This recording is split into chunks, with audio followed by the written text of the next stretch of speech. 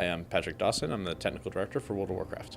Hi, Alex Afrasiabi, Creative Director for World of Warcraft. So what are you guys showing new here with Battle for Azeroth? So in our Tides of Vengeance content update, we're super excited to announce the Battle for Dazar'alor raid. And this is the raid where, for the very first time, you get to experience it from a different point of view based on whether you're Alliance or your Horde. This is really the climax of the faction conflict of, like, the Alliance is going to invade Dazar'alor and try to take the pyramid and fight Rastakhan and really take the fight to the Horde. And the Horde get a different perspective. Like, they have seen the Alliance attack, and now they have to fight them and push them out of the harbor and get them to go back and get out of their city. It's a really cool experience.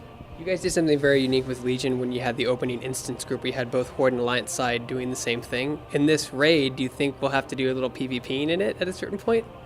It's not meant to be a PvP experience. I mean, raids are very handcrafted and meant to be like puzzles to solve. So what you're going to see is actually, as you do the first 3 bosses, each faction will do a very similar version of those bosses. They're just approaching from a different direction.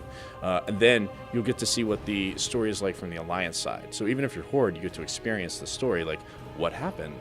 And then you get those questions answered. And then if you're Horde, you then get to experience the story from the Horde side to say, I'm going to push them out of my harbor now.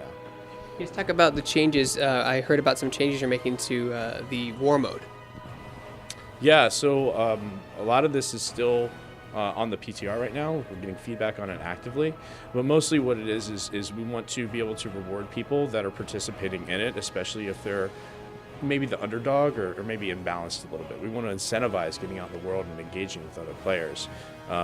So we're trying a few things with, like, giving additional rewards to people who are on the underdog side to re-incentivize people to get out and do that. My favorite thing, me and my brother always have it on, but one of my favorite things is when we were queuing for a mythic or you're looking for a mythic group and you're on your way there. Once you're flying there, people say, if you have war mode on, you're going to have a bad time.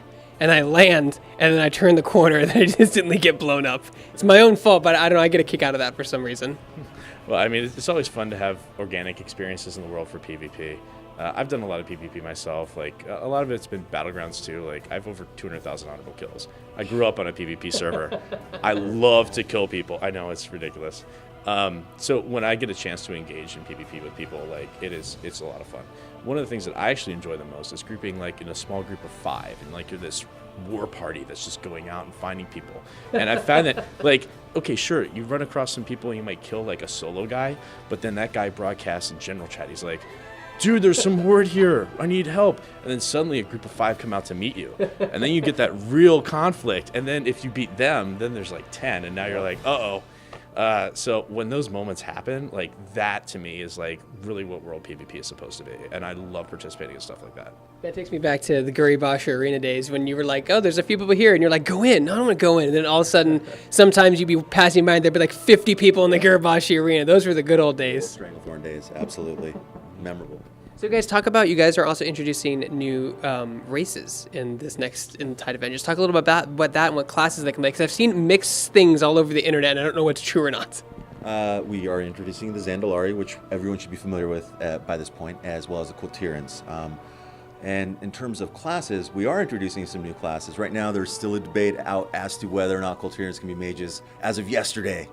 We're still fighting that fight. We do think that that'd be cool. But we are going to have Kultiran Druids, which would be pretty cool, and all new forms, which will resonate with the fans that have gone through Drustvar and seen all the Drust constructs and whatnot.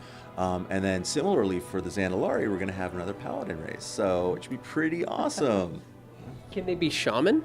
I believe so. And wow, they can be everything then, except for mages right now. I know the Zandalari can be shaman. Yeah, the Kultirans can't, but we're working on the mage part. That's the main thing. If it fits the lore, right? That's the whole key, right?